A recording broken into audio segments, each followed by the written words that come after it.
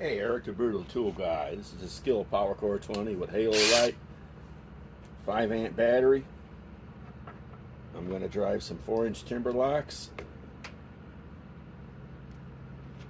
and a few others.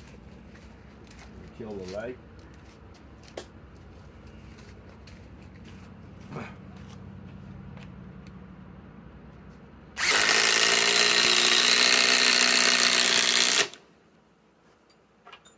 Another 4-inch timber lock.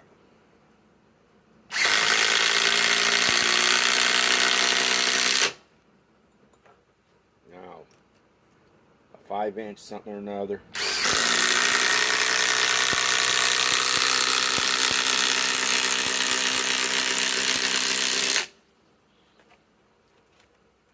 And another 5-inch.